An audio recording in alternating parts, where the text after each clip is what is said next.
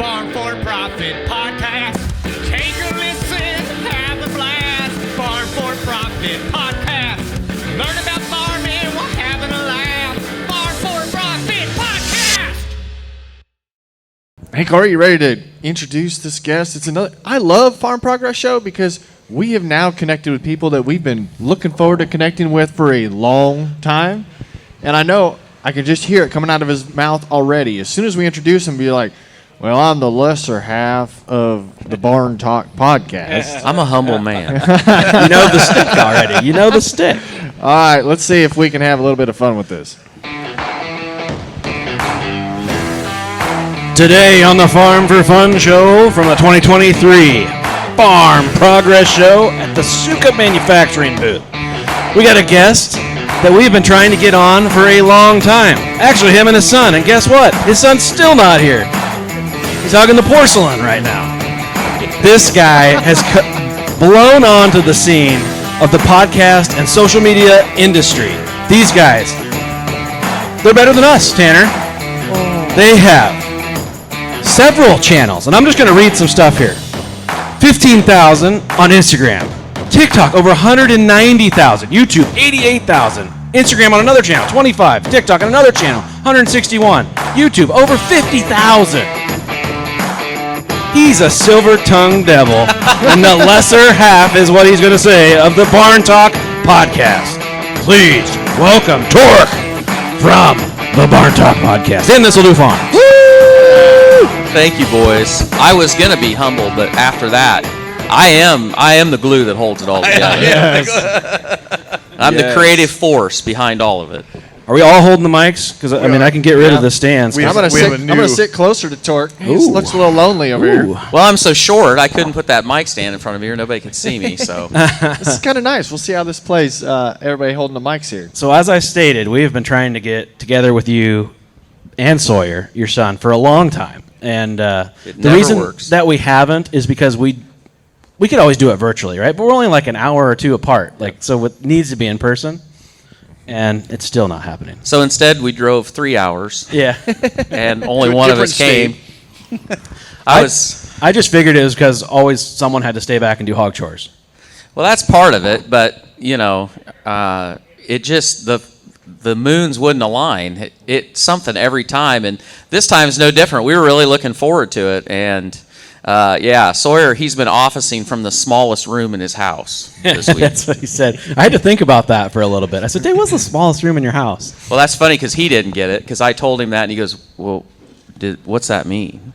I'm like, well, think about it a little bit. So is this like Iowa's the best thing? Iowa's got the best corn, Iowa's got the best, nicest people, and the best egg podcast? Is that kind of what this, how many podcasts for agriculture are out of Iowa? I don't know. Iowa. Tanner would probably know better than us. Well, you've got, if Beers in the Shop would come back. Yeah. There's an Iowa component there. You've got the Ag News Daily Podcast that I help co-host. That's in Iowa. We've got Barn Talk in Iowa. You got us in Iowa. I'm sure there's others. Well, they're really. Yeah, we met Janice last night at the party. I think she's from Iowa. Right. But I'm sure there's quite a few. So the answer is I think they are. I think all Iowa's the best stuff, yeah. It's got the best corn, the best pork, best podcast. I was telling someone last night at our after party. This is the morning after the after party, and we're all rat-eyed and bushy-tailed. But he was thinking about starting a podcast or doing something on in that space. He's like, I don't want to step on your toes. I'm like, look, dude, you could be in the combine for a day and listen to podcasts, and you would be through all of the ag podcasts for that week. Yeah. There's more room there. Yep. Right. You get caught up pretty fast. Yep.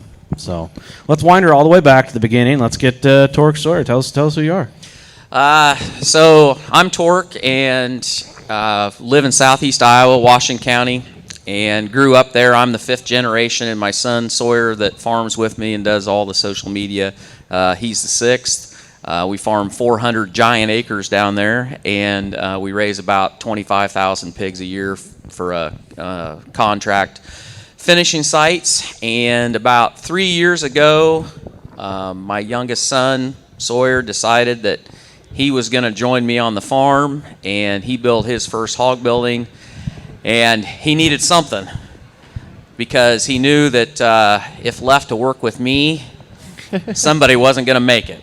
And so he started in on social media, and originally the farm channel was just about him and about, the transition of all of his friends going to college and him trying to figure out what he was going to do. And then one day, something went wrong. Something broke, like it usually does in the hog world. And I had a lot of colorful adjectives flying because I wasn't very happy because I had something else I wanted to do.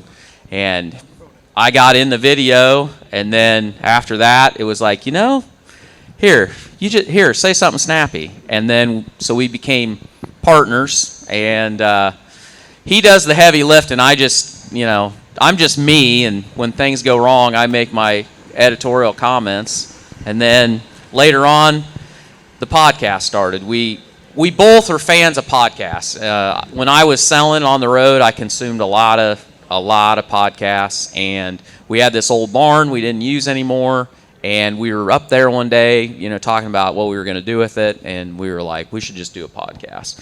We had no idea what was involved in that, and we started watching other people be like, what kind of mic is that? How big do you think that table is? What's the lights? What's this? And we fumbled our way through and bought all the stuff and sat down and put it together, and trial and error. We're like 90, I think we're 96 episodes in now. So, wow, when did you start? Spring, I think March of 21. Okay. I think that's right. Okay. So, we weren't very consistent to start. We're a little more consistent now. Someday we might be semi-professional. But isn't that kind of funny when you talk to other podcast hosts and you get their origin story, and they all start out the same way? Yeah. You watch somebody else do it, and then you fumbled your way through it for quite a while. And if you asked us to all be honest, we'd still say that we are all still trying to figure it out. Oh, 100%. Because you see the way somebody edits, or you see somebody that has a different, a new mic, or has a different look, and you're like, well, that's pretty neat. How'd they do that? And you start digging around, or, whatever. Or else you just get bored with, when we started, our setup was around a big table, and we would always just have a guest sit across from us. And we basically did that because we didn't know how to make it work with the mics and everything. And then we decided that we wanted it to be more casual, so we got rid of the table, and now we sit in chairs, and that's a good look. And I don't know, at some point we may change that too. But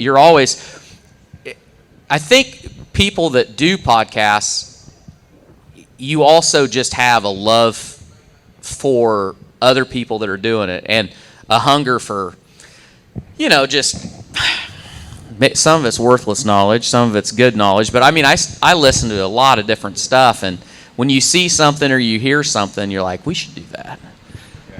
I think what's cool is people might notice, but you guys came 2 years after Farm for Profit started, but yet we saw you guys doing stuff, and we're like, oh, how are they doing their editing? And all of a sudden, now we share a video editor. Yeah. Kiowa. He's awesome. Oh, man. We would be, I'd be fired if it wasn't for Kiowa, because the deal was, when we started the podcast, Sawyer was editing all the videos, and it wasn't so much the editing, the long form, but then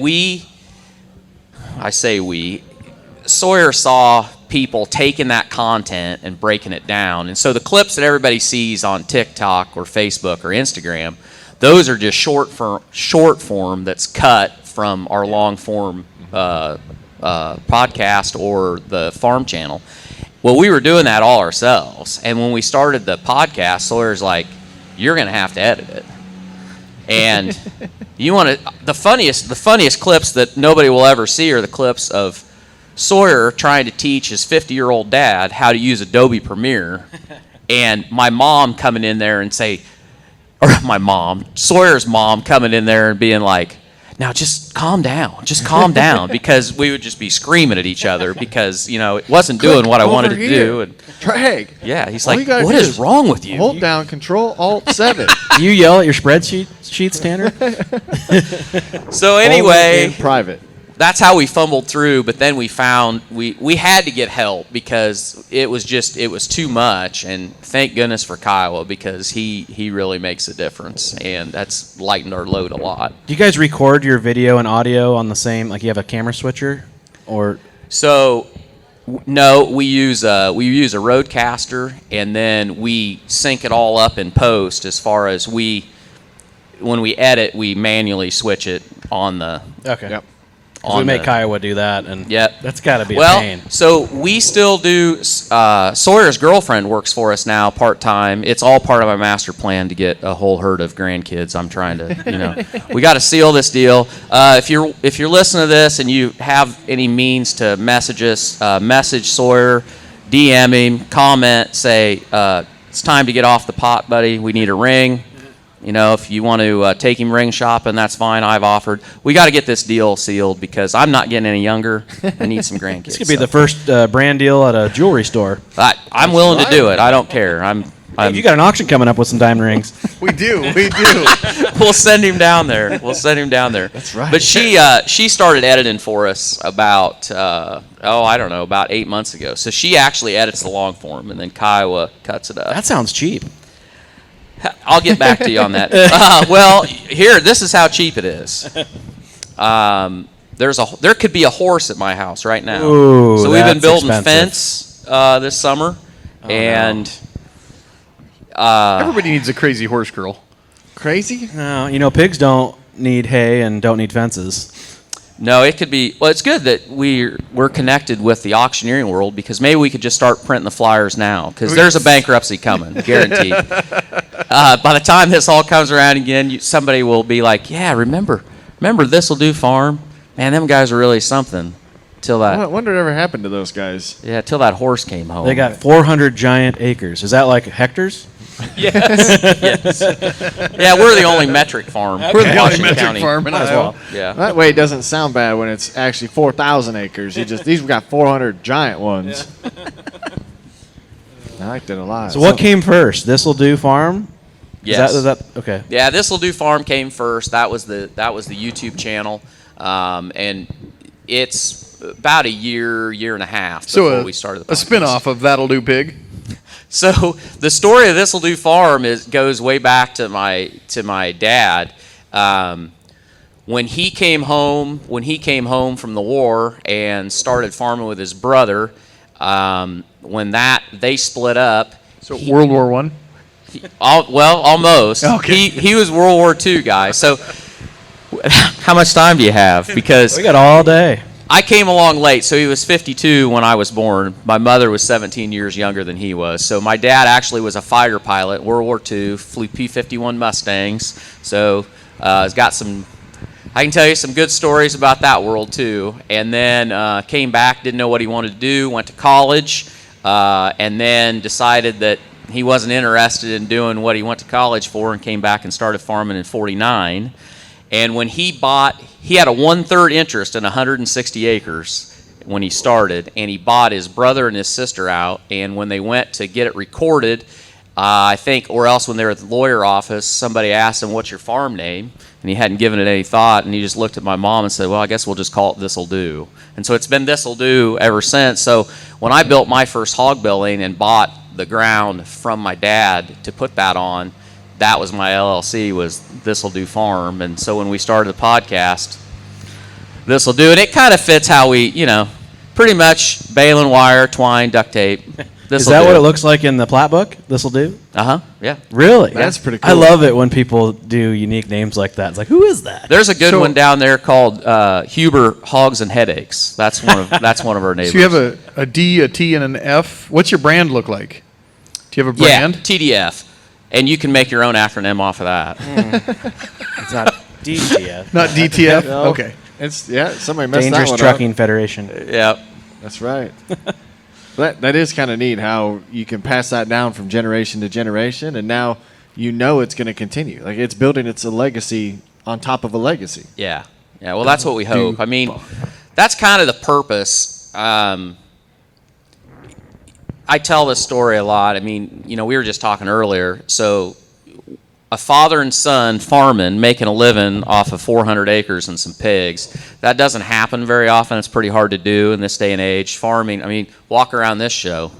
There's not a whole lot of equipment geared towards my operation. What do you think it takes to make a living as a farmer? 1,000 acres? We ever had this discussion? It's so variable, because if 400 acres is free and clear, you could make it off that. But if you're at 1,000 acres of rented ground and you're paying top cash rent, Right. you probably need a lot more than that.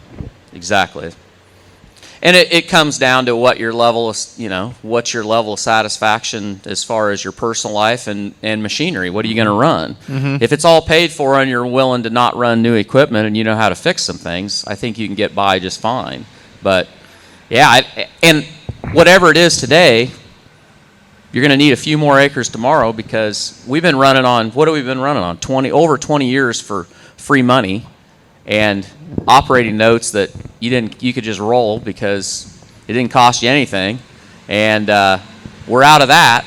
So it's going to be tough sledding, and it's only going to get tougher. So this will be a good case study. We talked to Brian Adams about some smaller farms and technology. Give us a snippet of what's your equipment lineup look like? So we no-till. The only tillage that we really do is we drag line all our manure, and then we have a Bessler rotary stock chopper that we just go over everything after, that just kind of levels everything out and smashes the root balls, but then we plant right into that. Really? So you're using a stock chopper as tillage?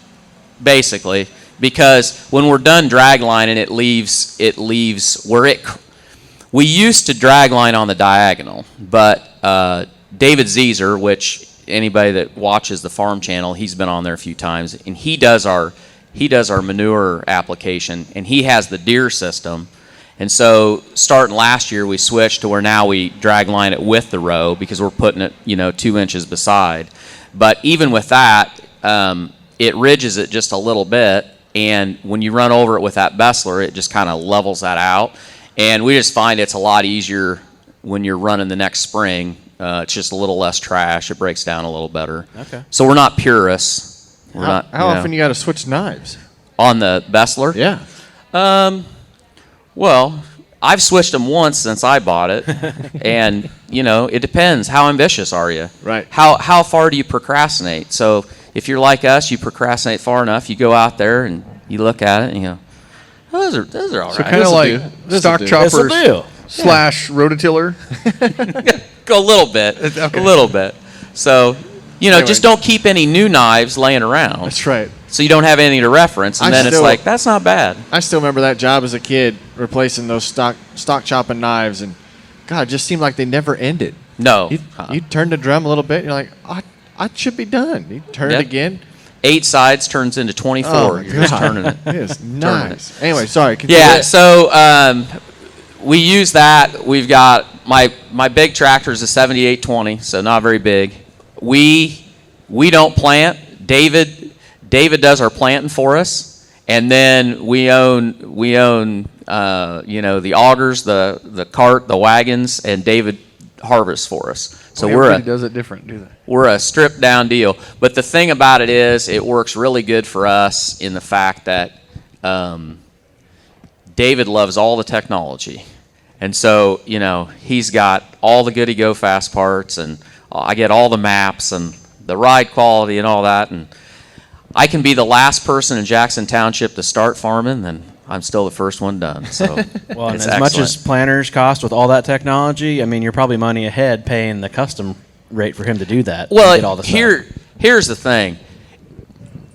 It's the guy you get with that. Right. That is the most important thing, because the time that we save and the quality, he's a great operator, and he's a great good friend of ours, and he's just he's kind of our partner. I mean, he really is, because we go back and forth. We help him, and he helps us. But he's one of those guys. So if I break something, I look at it, and I'm like, I wonder if the John Deere store's open. David looks at it, and he's like, oh, what is that? It looks like that's about 3/4. I think I got a piece of that laying around, and I'll get the plasma cutter, and I'll cut that and tap it and drill it. Yeah, I can fix that. I mean, that's his mentality. He's one of those guys that can make anything, And we just are like, go Must for be it. the name, just like handy, kind of handy. Dave's kind of that way. He builds his own skid loader attachments. Yeah, Yep. buddy. There you go. Our neighborhood's on a small scale like that. We all don't throw things away. So I'll have 12 inches of 2x4s left over. And Oh, he's got shelves of 2x4s that are less than a foot long in his no, garage. he's making that up. But every time you get like a one of those assemble a stool or assemble a coffee table, and they always got extra parts, and Yep. extra Allen wrenches. And like, Are you sure that they shipped extra parts, or you just didn't put them all in? I'm pretty sure they sent extra. Tork's right on this one. And we I don't keep ever that. have any extra left. You don't? Yeah, whatever. We keep all that stuff. So now if something breaks, or the chute falls off the lawnmower, and side discharge, and you you don't go to the hardware store. You call your neighbor first, because all of us do the same thing. We walk into the garage and maybe find a piece. So Yeah, that's a slippery slope that you're on there. yeah, because if I had a farm, it would be really slippery, because I'd probably just end up with the grove full of. I might need this someday. I just got rid of my parts storage. The scrap pile went to town last week. you're going to be pissed next year. I know.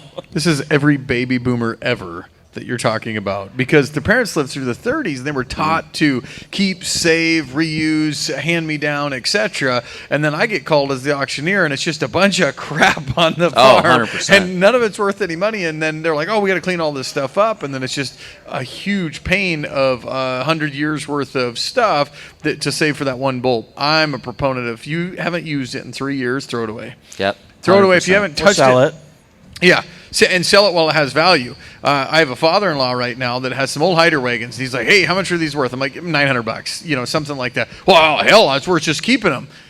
And I'm like, what do you do with them? And he's like, "Well, they sit in the storage." And I'm like, so you have some money that have some value now, or let's just wait until you die and they're rotted out and whatever. It's a burden for someone else. Fair Not enough. their problem anymore. Great idea. Great idea. You're 100% because in the auction world. So when we moved to my parents' house, my father passed away a few years ago, and my mom lives in a retirement home.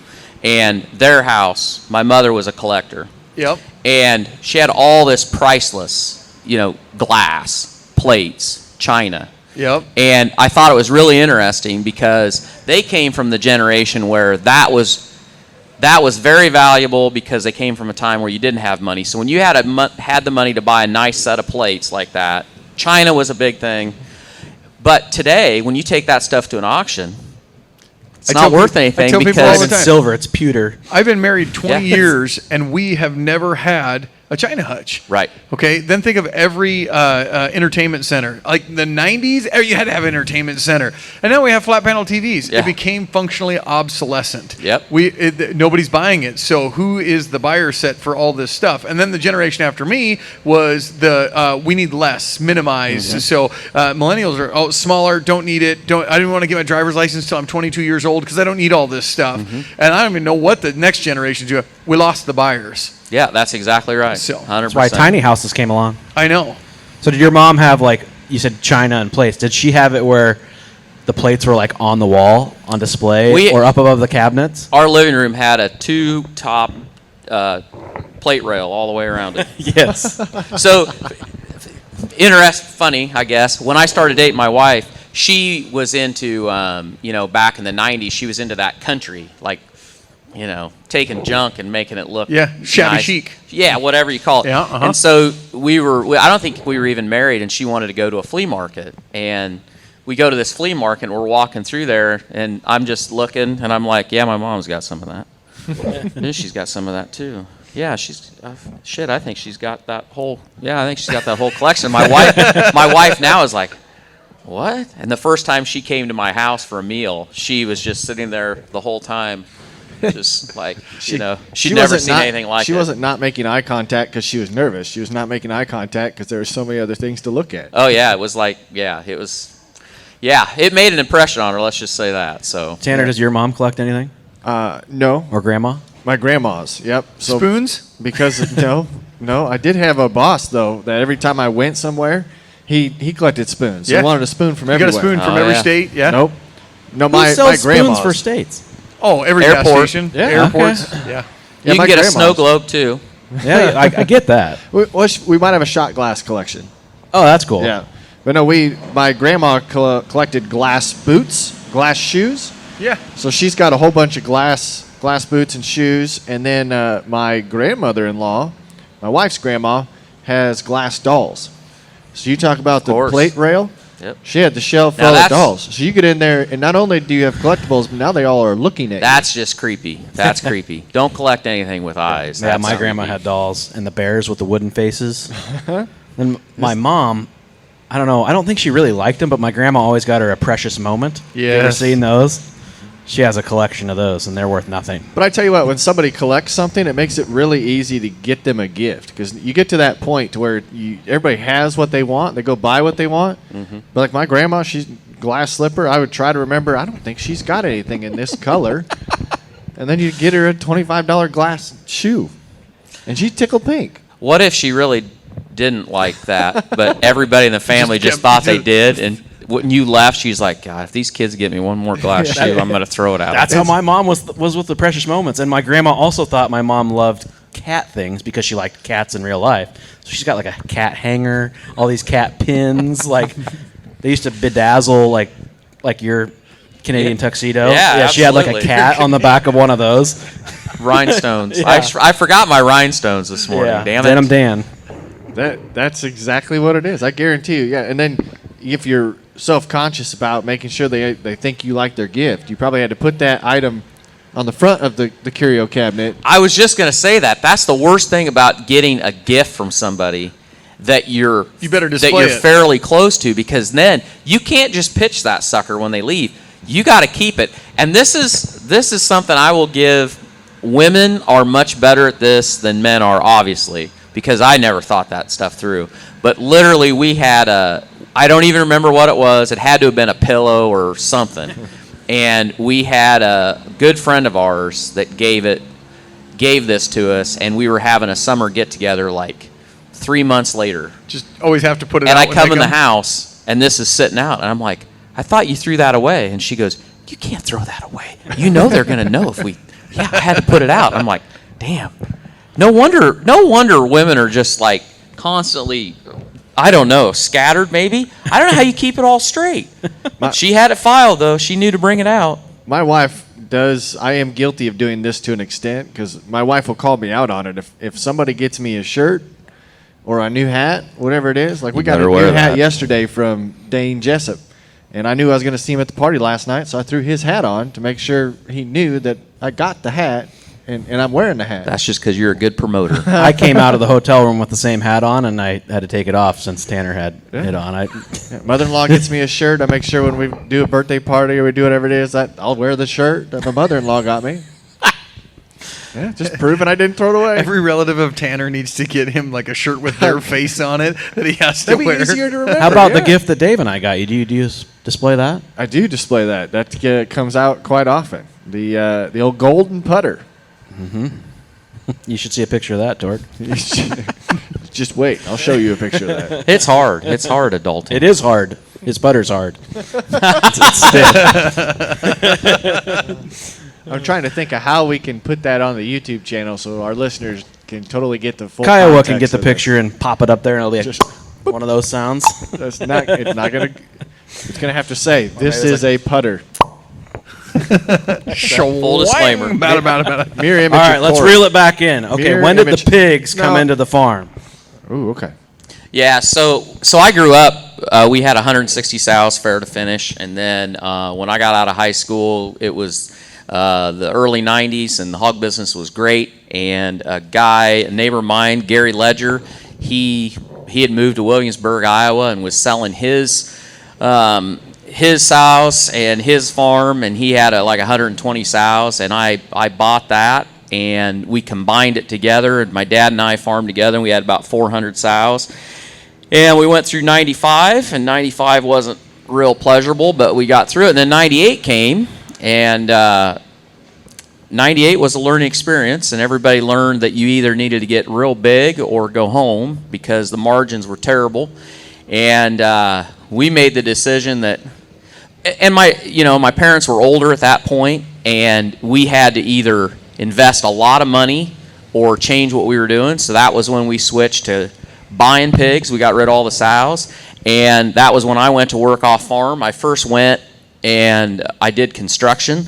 And that led to a phone call I got in, I want to say like 99. And Claude Greiner called me from Precision Structures in Wellman, Iowa. And they were a hog building builder, Lester dealer at the time.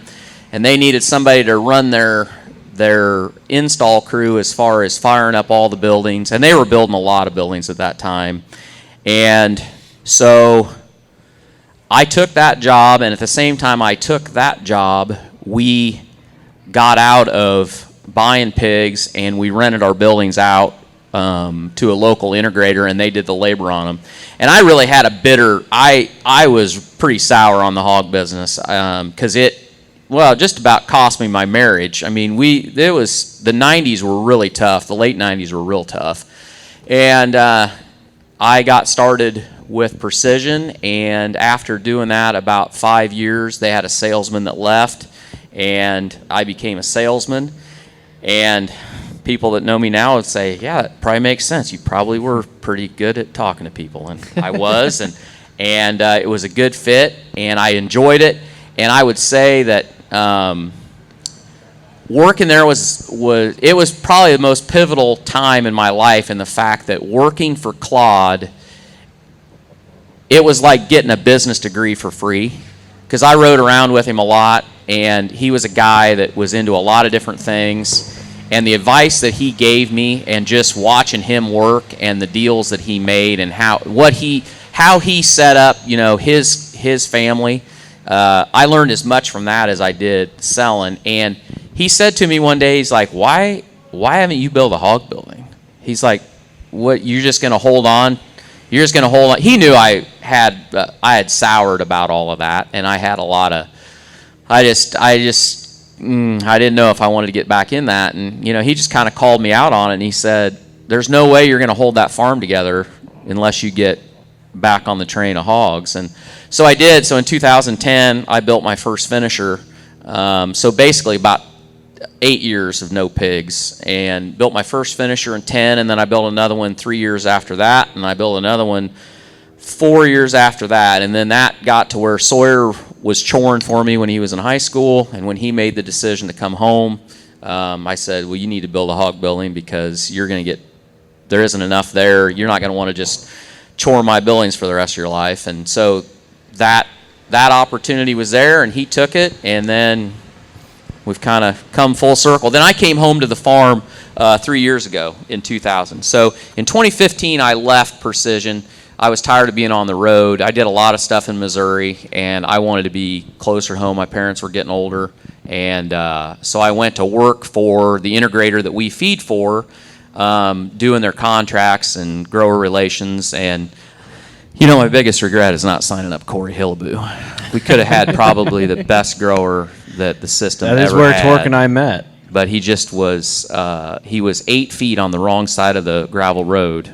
And he could have just, if that building would have been on the other side of the road, I probably would have taken you. We had a pretty deep contract we were right in the middle of, too. Yeah, that's true. That's true. Yeah. So, but anyway, I did that, and then came home in 2020, and then started this journey.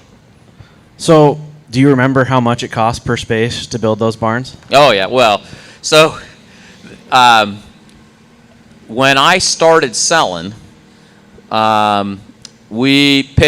buildings were about $180, $190 a pig space. The first barns that were built back in the 90s, they were $140 a pig space. Some maybe even less than that. So you could build a barn. You could pay for it in 7 years. If you took no money out of it, you could pay for it in 5 years. Yeah. Then it got to doing 10-year notes. Then we got to doing 12-year notes. Then we did 15-year notes. And at one point, before interest started moving, I heard guys were doing 20 years on them. What is it now? 220 a space? Oh, way over that. Way over that? Close to 400, isn't it? Rachel? 450, 425? Yeah. So my first It's like site, you were trying to reverse auctioneer that. $450. yeah, just keep running it up. So what was the rent, roughly, against those building costs? So when they started, those guys, most of them were on a $36 feeder pig contract, because they weren't everything back in the 90s, most of it was nurseryed, going feeder pig. But when the feeder pig came out, they went to a $39 feeder pig contract. And when I built my barn, I think they were just switching because I got $42 right from the start, wean to finish. And I'm on $42 still to this day. I was gonna say, that's the problem with the industry Yeah. now, Dave. Did you hear that? It's over doubled the cost to build the barns, and it's the same rent per space. Yeah.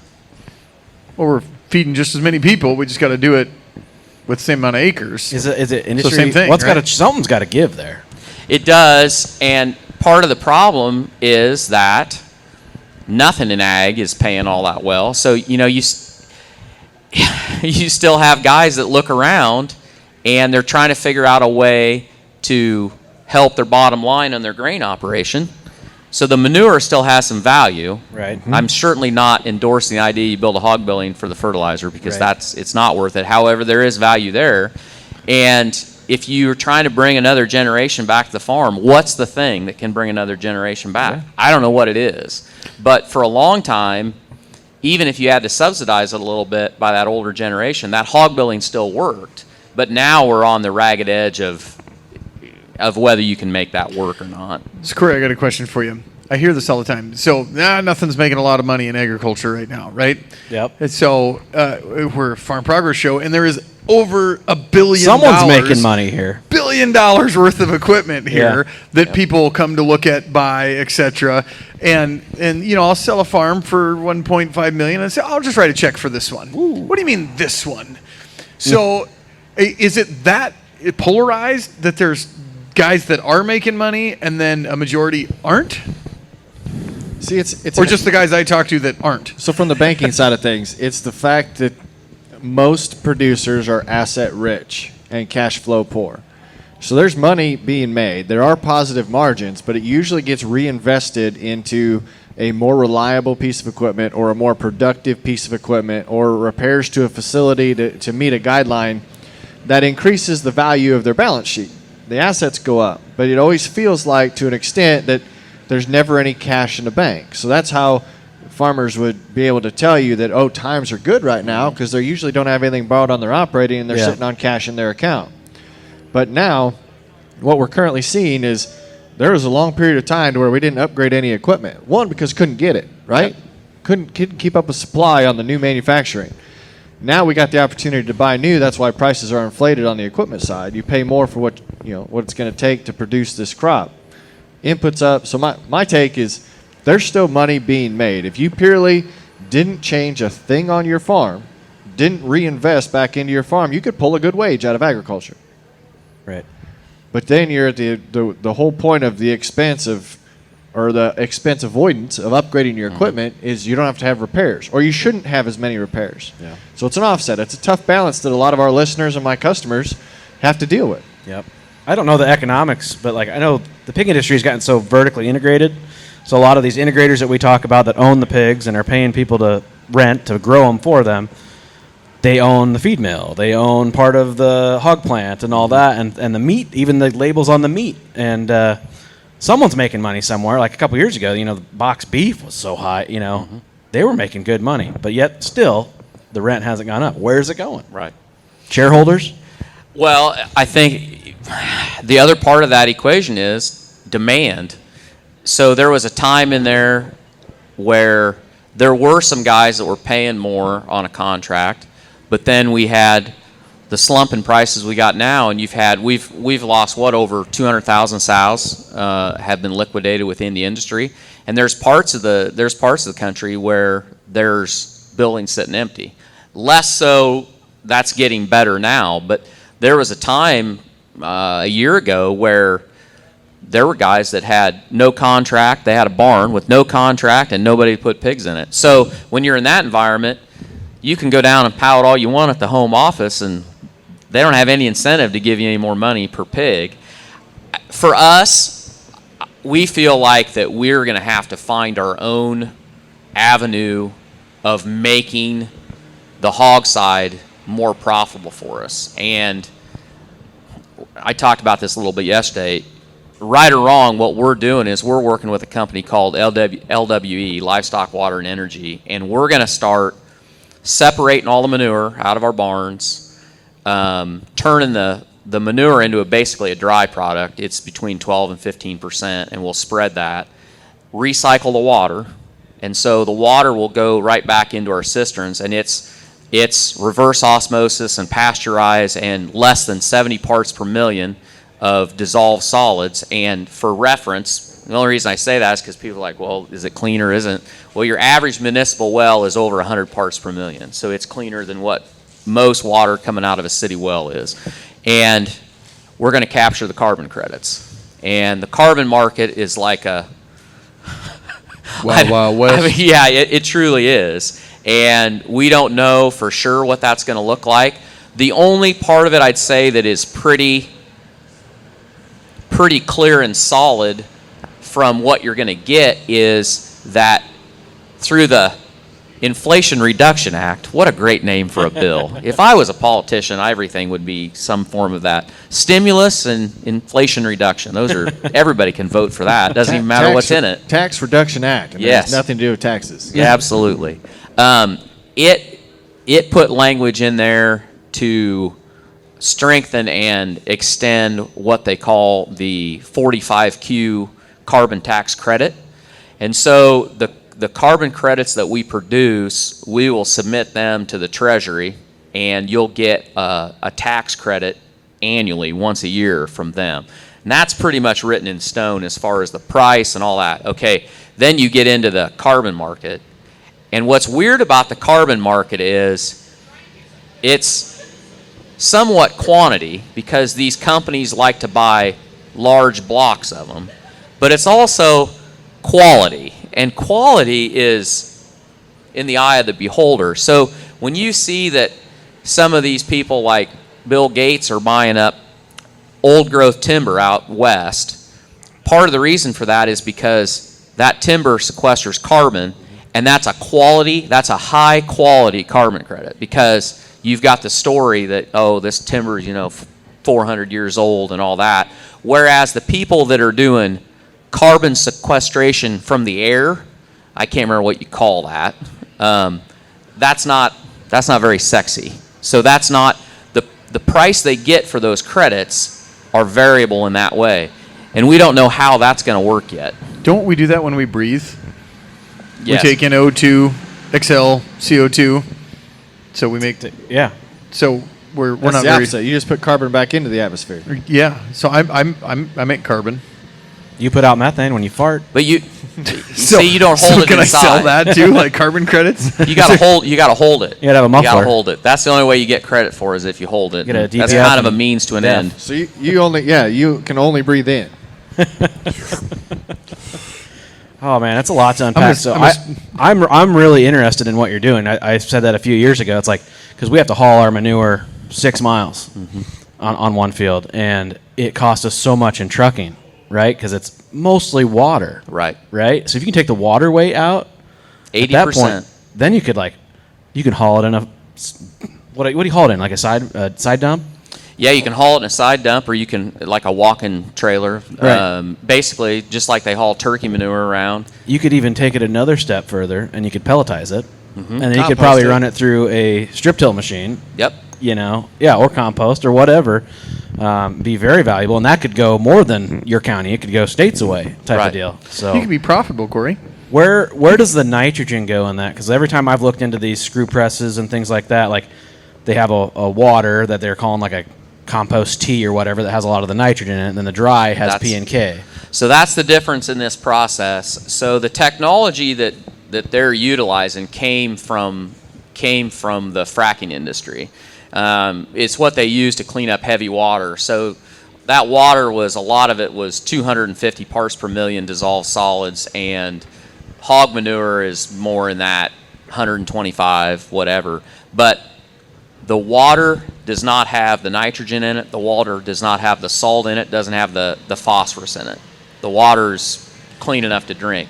The nitrogen actually, because you stop the chemical process of the manure breaking down, the nitrogen is still, you keep the nitrogen in that dry product. You lose a little bit of it through the process, but Just like into the atmosphere. So it's mostly intact in that. So is that still in its organic form and needs to break down in the soil before it can be utilized by the plant, or is that available right away? It's about like you do, like when we drag line, we're figuring we're 75-80% available, and it's somewhere around there. Right. Ask me in a year, I'll know a lot. I mean, that's the thing. We're really on the very beginning of this journey. We're planning to start construction on the building that the machine's going to go into in about 30 days.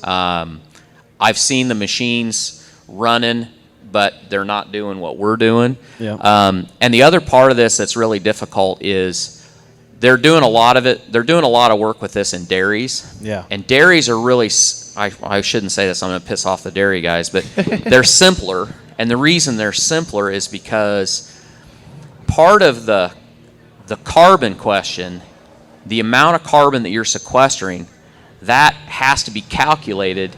You have to figure how much manure is being produced every day, and how much energy you're using as far as electricity and propane. All that stuff figures in there.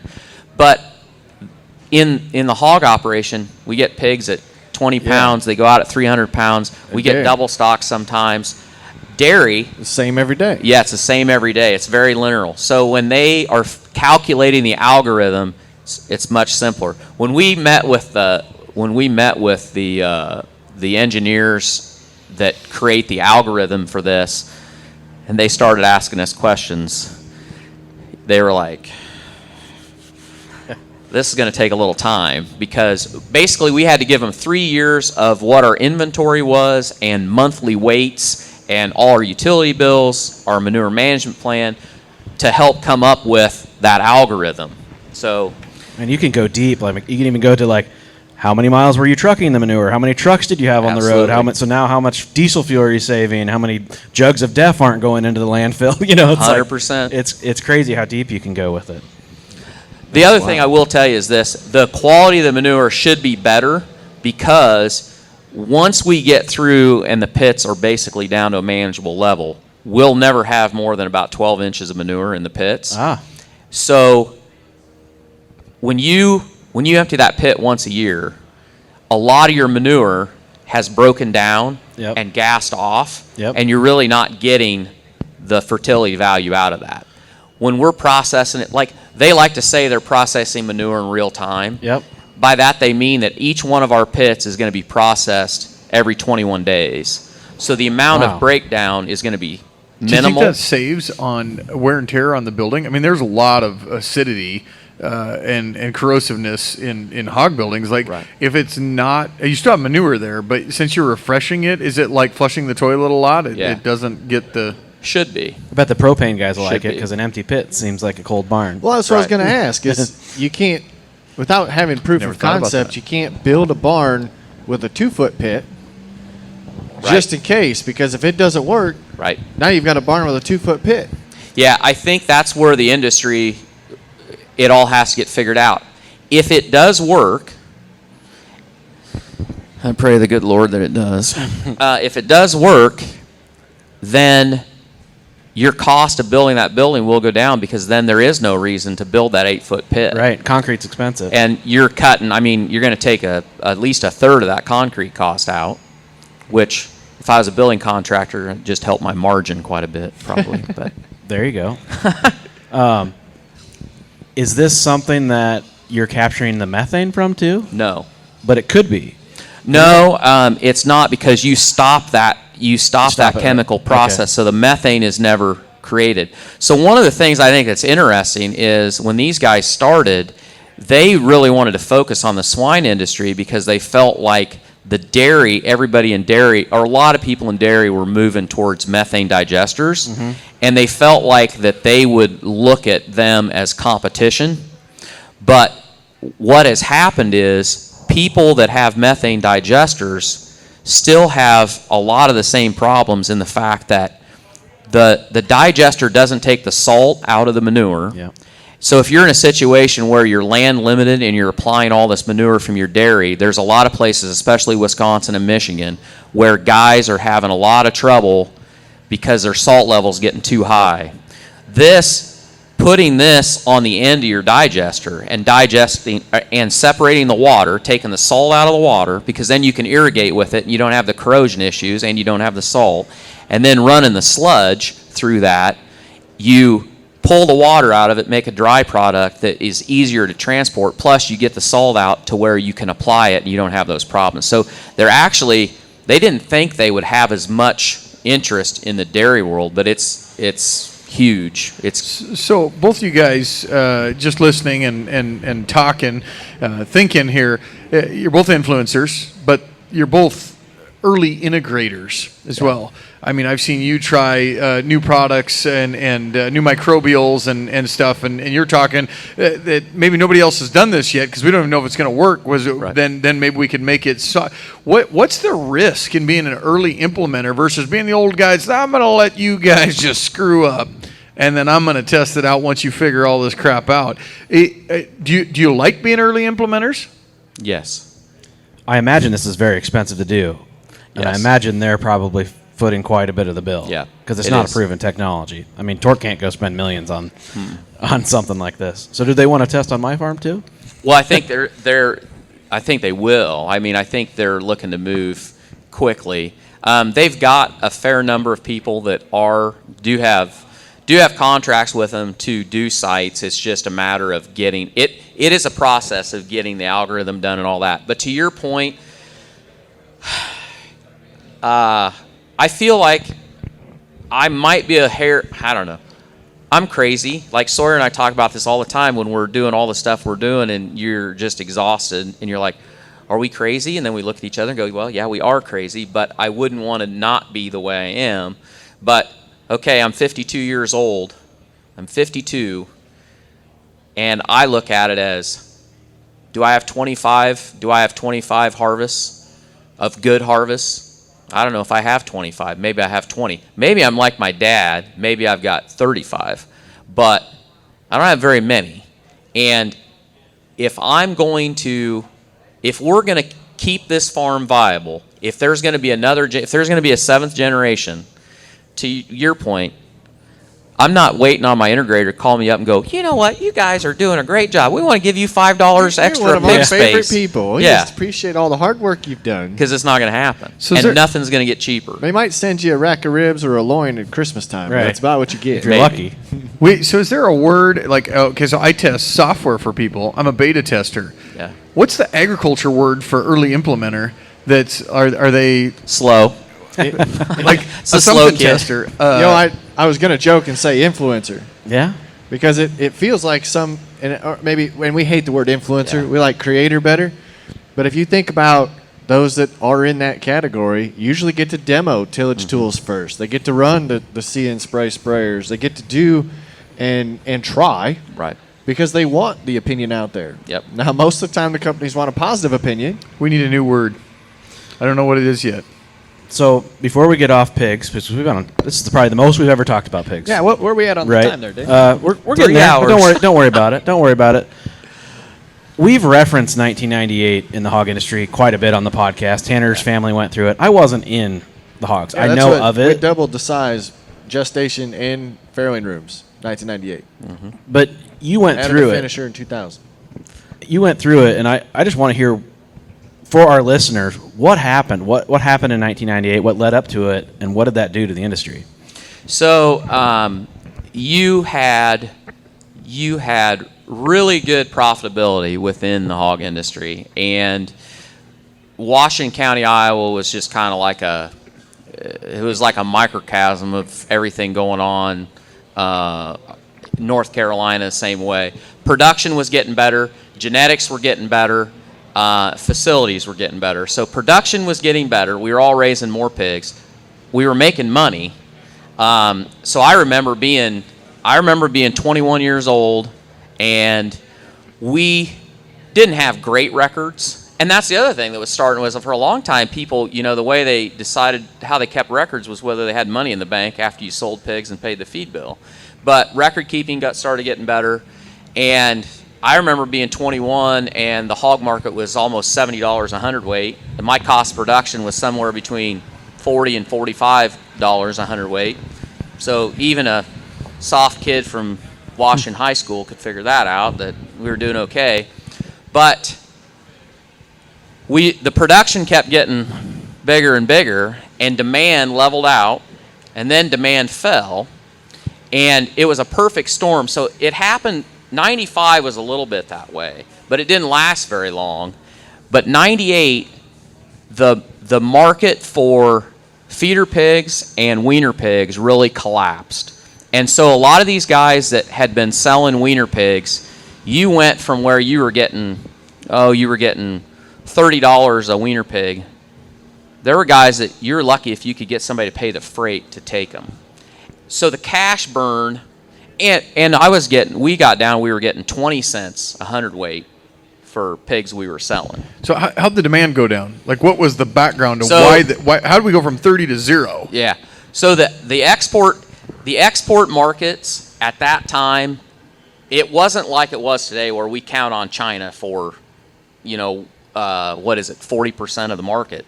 That was kind of in its infancy, and Japan was coming on, and so the export markets were good, but they weren't like you could just count on it.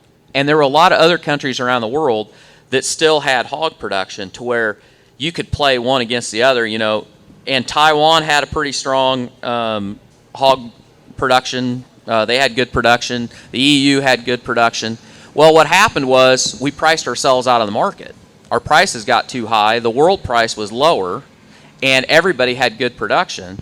And so that export market fell off, and the Mexican market fell off. And at the same time that demand, it wasn't that demand collapsed, but at the same time that demand was going down, production was really increasing. A lot of investment had been made, and a lot of guys were going.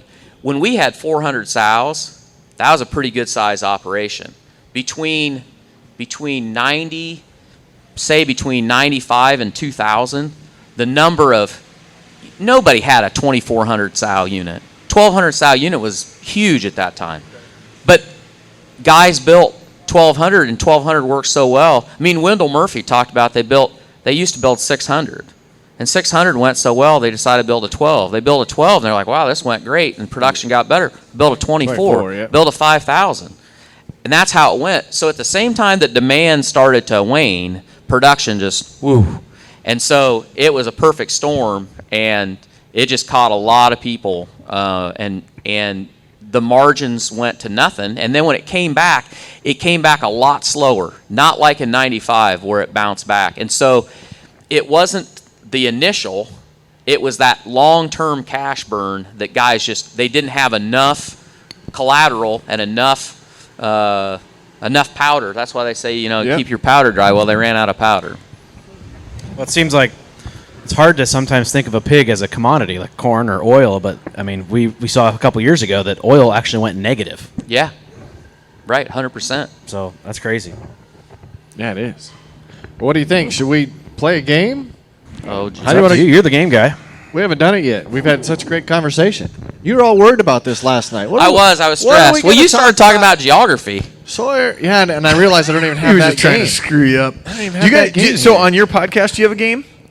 No, we just have Whiskey Minute. At the end, we drowned our sorrows. Grab that folder out of that second drawer there. I will. I want to play geography. Geography. Okay. They can handle All that. right. Let's I do thought a we were couple. doing word association. We will. We'll do word association to start off with. We'll do a couple of quick games. I'll put my hat on lock. Got my hat on lock. Rally caps all around, boys and girls. So this game is called word association. We will say one single word, and you say what comes to your mind right away. You got to say something snappy. I'm just going to say Rachel for every Rachel. Rachel. You got to say something snappy. All right, I'll start. Ready? Hog. Opportunity. Okay. Boat. Fun. Whiskey. Tasty. Sofa. Sleepy. Do you have a sofa or do you have a couch? I have a sofa. Oh, that's a good question. Oh, it's a sofa. Is it? It's a sofa, and it's a light color. It's practically white, so you can imagine how little I sit Does on it still have the plastic on it? No, it doesn't. We should get a protector. Maybe she'd let me sit on it Protector, then. yes. All right. Freedom. Ooh. Danger. Oh. Okay. I don't know if I want to ask what. How does that go together? I think we're in I think we're in danger of losing that. Okay. Okay. But that was more than one word. No, you don't have to. You can reply with something longer than one word, right? Yeah, the Whatever whole pops game. in. The whole point of the game We're going is to have to rename this. It's Which Oh, one you to just get wanted into me your to head. reply in one word. we just want to get into See, your I head. can't follow anything. All right, I'll tell you what I think. Go it's ahead. word association, not words. Do one more, and then we'll go geography. All right, ready? Morning. What? Morning. Morning. Best part of the day. There you go. I like that. Okay, so the geography part is it's always fun to find out where we have listeners from. Okay, awesome. So I'm going to play this with all three of you because neither one of these guys have the notes for the boy. geography portion. Okay. We want to know where Jalisco is. Jalisco. Jalisco. Arkansas. Okay. Missouri. Dave? I have no idea. Kansas. Jalisco is a state in west central Mexico. Okay. They are known for their agave fields, beaches, mountains, and vibrant You culture. should have pronounced it like Jalisco then or Jalisco. something. Yeah. It probably is. Oh, I would have gotten that. Yeah. Jeez. All right, here's a better one. I can pronounce this one. Salmon Arm. Idaho. Salmon arm? Salmon Arm. It is not in the U.S. Oh, dang it. Canada. Okay, get a little more specific. Whatever the one on the left is. British Columbia. That'd Is that be what it BC. is? It BC, is. then Ontario. Yeah. There we we go. might. A lake that has 4 arms, named for its large run of salmon, is what this town was built around. What about Lapland? Lapland. Lapland. No, it's not a club that uses Nevada. small denominations of currency. Nevada. Location? Lapland. Las Kansas. Vegas. Kansas. No. It is the home of Santa Claus. What? Antarctica. Where did you find this? The These North are our Pole. listeners. Just look at the report, see where your listeners are coming All from. The largest and most northern portion of Finland. Lapland has been connected to the legendary North Pole, home of Santa Claus, since 1927. I can see a remote podcast with Corey dressed in a red And Santa Claus? Santa Claus suit. I think that would be just banger. There you go. I did have one from the U.S. It was going to make more sense earlier on, but it's Kalispell, Calypso, Calypspell, Kalispell. Kalispell's in Montana. Yes, it is. There you go. I think that's the only one that we've gotten. Using his own capital, Charles Edward Conrad, a banker, bought, formed, and built Kalispell. Ah. That's the reason I put that in there. I was like, That's good. bankers You got aren't so something to bad. strive for. I got. Obviously, nobody ever audited his bank. I'm gonna Right. go look Is at there it. is there Montana. like egg locations, like memorable agriculture locations, like DeKalb, Illinois, known for Farm Decatur. Progress Show. Decatur. This is It's Decatur. very memorable. It's a great town. Yeah. Well, Tork, this has been fun, Yes, it has been. and I can't wait to do it again when we can get Sawyer up to speed. Yes, he's much more knowledgeable and entertaining than I am. We left some stuff for Sawyer to go, but you do have to plug it, right? You're here. This is going to be on. Who knows when we'll get the both of you together? So what is that extra thing you guys are doing? Yeah, so we launched just recently our own direct-to-consumer meat business. It's called Farmer Grade. When I say we, Sawyer, that's been his passion project for the last about year and a half. So farmergrade.com, go there. There isn't meat available there right now because we started with drops and we're building our inventory. And I think there's a beef drop coming, and I'm not going to say who it is, but it is an influencer. It's a guy that you know, Cool. and we're going to do a beef drop, and then we'll have another pork drop before the end of the year. So you just- farmergrade.com. You just take those pigs right out the back door of the barns, or what? Yeah, don't tell anybody. You want to know how you make your contract better? You just build your own price. There you go. Just take you them go. right out.